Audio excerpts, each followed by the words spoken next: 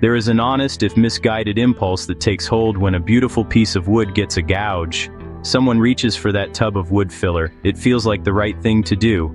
You scoop some putty out, press it into the void, and sand it smooth. It looks okay for a moment, but then you apply a finish, and the truth reveals itself. The repair sticks out like a sore thumb on a hand that just met a hammer.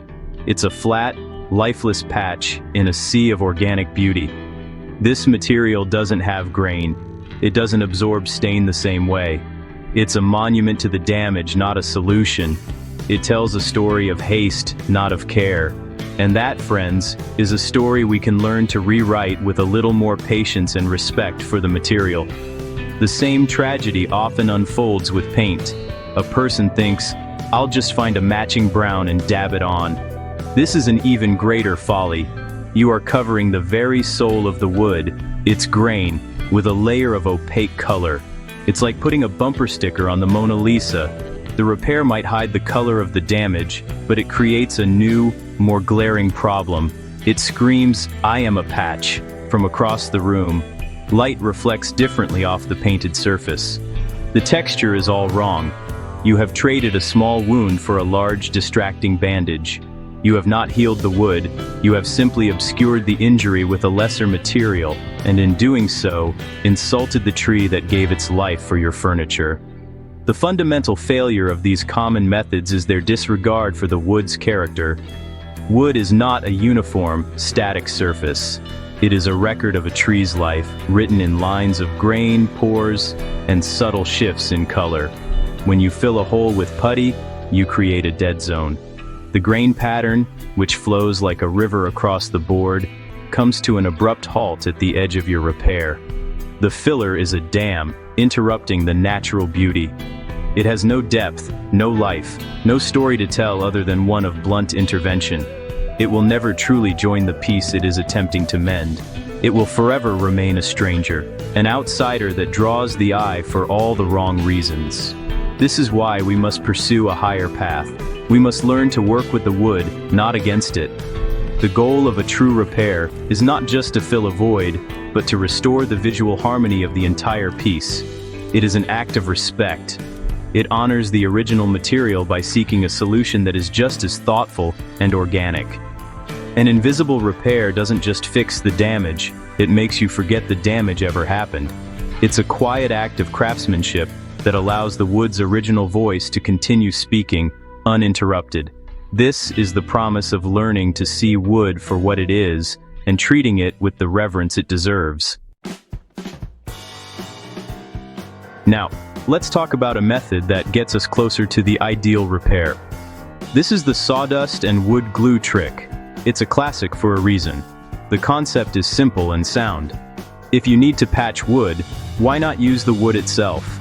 You take fine sawdust from the very same piece of wood you are repairing, or at least the same species, and mix it with a good quality wood glue. This creates a paste that you can press into smaller cracks, nail holes, or minor chips. The logic is solid. You are using the wood's own DNA to heal its wounds. This approach is a significant improvement over generic store-bought fillers right from the start. To execute this, you need sawdust that is as fine as flour. A good sanding session usually yields the perfect material. You mix it with just enough wood glue to form a thick, workable paste, something with the consistency of peanut butter. You then carefully press this mixture into the damaged area, slightly overfilling it to account for shrinkage as the glue dries. Once it has cured completely, you can sand it flush with the surrounding surface. The beauty of this method is that the patch contains actual wood fibers. When you apply a finish, it will absorb the stain more naturally than a synthetic filler, giving you a much better color match. However, this method has its limitations. While it's a fine solution for very small imperfections, it still struggles with the issue of grain. The sawdust is a randomized collection of wood particles. When mixed with glue and dried, it forms a patch that has a uniform, slightly speckled texture. It does not replicate the long flowing lines of the original wood grain. On a piece of wood with a very subtle or straight grain pattern, you might get away with it. But on a piece with a bold, swirling grain like oak or ash, the patch will still be noticeable upon close inspection. It's a good patch, but it isn't an invisible one. Think of the sawdust and glue method as an excellent apprentice. It's reliable for the small jobs, the tiny details that need attention. It's perfect for filling a brad nail hole or a hairline crack that appears along a joint. It shows a deeper understanding of the material than just grabbing a can of putty. It's a step up in the world of woodworking craftsmanship. But for larger wounds, for the deep gouges and the significant chips that truly mar a surface, we need to call in the master. We need a technique that can not only match the color, but also continue the story written in the grain. For serious damage, we must graduate to a technique that is part surgery, part artistry, the grain-matched inlay. This is where true mastery lies. Instead of filling a hole, we are going to replace the damaged section with a new piece of wood that is a perfect match. The secret weapon here is wood veneer. Veneer is a very thin slice of real wood, and it comes in every species imaginable, showcasing all the beautiful variations in grain. The first and most crucial step is to find a piece of veneer where the grain pattern and color align almost perfectly with the area surrounding the damage. You are not just looking for the same species, you are looking for a soulmate for your wounded board. Once you have your champion piece of veneer, the delicate operation begins. You carefully place the veneer over the damaged area, shifting it around until the grain lines on the patch flow seamlessly into the grain lines of the main board. When you find the perfect position, you tape it down. Then, using a fresh, terrifyingly sharp blade, you cut through both the veneer patch and the wood beneath it at the same time. This is the key. By cutting both layers together, you create a patch and a recess that are identical twins, ensuring a flawless fit. You then carefully chisel out the damaged wood inside your cut lines to a depth that matches the thickness of your veneer. With the recess prepared, you apply a thin, even layer of wood glue and gently press your perfectly cut veneer patch into place. Use a small block of wood and a clamp to apply gentle, even pressure while the glue dries. The goal is a union so tight that you cannot find the seam. Because you cut the patch and the recess together, the edges should meet with microscopic precision. The grain should flow from the original board, across the nearly invisible seam, and onto the patch as if it were never interrupted. This is not just filling a hole, it is grafting new skin. It is a quiet, profound act of restoration that respects the wood's integrity. This technique is the pinnacle of repair. It addresses both color and grain, the two great challenges that lesser methods fail to overcome.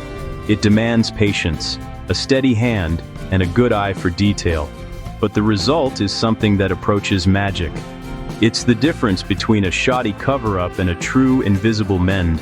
It's the kind of work that separates a handyman from a craftsman. The damage is not just hidden, it is gone. The story of the wood continues, and the chapter about the unfortunate incident with the dropped hammer has been completely and beautifully erased from the record. Even with a perfect inlay, the work is not quite finished. The final 10% of the effort is what separates a great repair from a truly invisible one. This is the stage of blending, where you use subtle tricks to marry the patch to the parent wood completely. Start by lightly sanding the entire area to ensure a uniform surface. Then, it's time to address color. Even a well-matched piece of wood might have slight tonal differences. This is where custom stain mixing comes into play. Using small amounts of different stains, you can create a precise color to apply only to the patch, feathering it at the edges to blend it into the surrounding wood. Sometimes, a touch of shellac or a hint of dye is all it takes to make the patch vanish. After the color is matched, you must consider the texture. An old piece of furniture has a history, a patina. A brand new patch can look too perfect. This is where you can employ some creative aging.